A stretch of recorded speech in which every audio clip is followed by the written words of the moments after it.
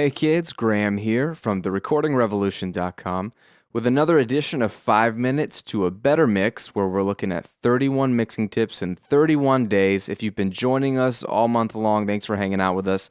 Today's tip is a great one because it takes no time at all, it improves your mix, and the best part about it, it costs no money. Okay? Those are the best kind of tips, and those are the ones that I'm trying to help you out with. It's called using the mute button. Okay? Just muting parts, getting rid of parts. It sounds really underwhelming, but I'm not the only one who thinks this. If you've read Mixer Man's book, Zen and the Art of Mixing, fantastic book, by the way, he has a whole section on this and he calls it underdubbing. Great name. Can't claim it for my own, but man, the mute button is so vital when it comes to a mix. As a mixer, you need to make decisions and you need to commit to decisions. That's the only way we get a mix at the end of the day.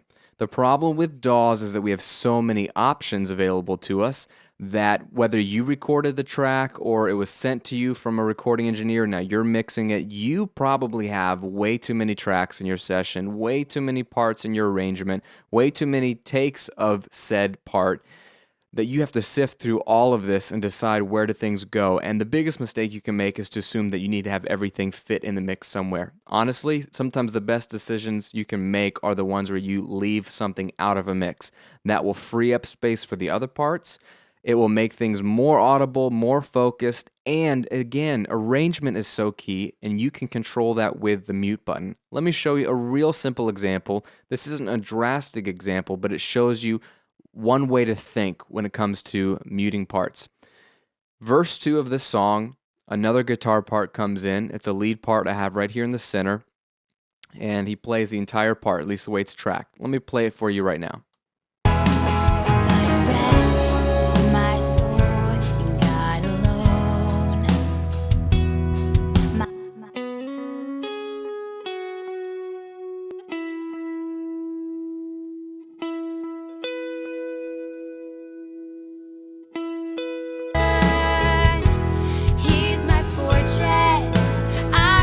Okay, so he's playing around a little simple lead part. I've got it panned in the hard left, and that's where it is. There's nothing wrong with it, but honestly, after coming out of an interlude where the whole band finally comes in and it's rocking, I want verse 2 to simmer down a little bit. This verse is different because we have the whole drum kit playing, we've got a beat, but I still want it to be focused, and really, the part of this guitar that I like the most is the second half. And so what I'm going to simply do is just mute the first half, get rid of it entirely, and allow it to come back in the second half of the verse to keep verse 2 interesting. I'll show you what I mean. You can do some simple mute automation. In Pro Tools, I'm just going to look at my mute lane, and I'm just going to get a little bit before the first note just in case there's some stray parts. And I'm going to come up to bar 69, which is the middle of my verse, and I'm just going to drag that down to mute it. Okay? Now when I press play, you won't hear the guitar part at the beginning, but you'll hear it when it comes in.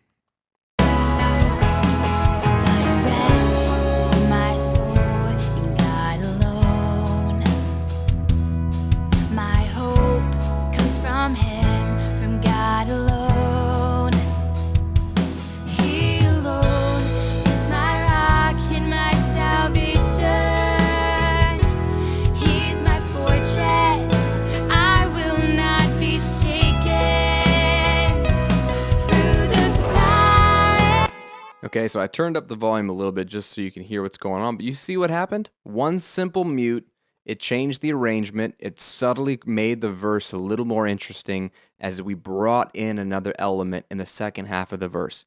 And that's all you're doing as a mixer, is making some arrangement decisions sometimes by getting rid of tracks, not including them at every part of the song, make sections come in and come out, create variety, create interest, allow the mix to be the goal, not every part. We can't serve every part of the song. We need to serve the mix. And whatever it takes to get the mix right is what we have to do. And if that means muting parts or underdubbing them, as Mixer Man would say, then do it. Do it, do it, do it. Too many parts are left in mixes that don't need to be there. And you don't want to compromise all of your mix decisions just by leaving in a part that a simple, free mute button fix could do. All right? Hope that helps you guys. Hope you're thinking about some things you want to mute and cut out of your tracks next time you mix them.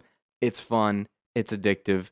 Go mute crazy. Again, this is Graham here at therecordingrevolution.com with another 5 minutes to a better mix. We hope to see you on the next video.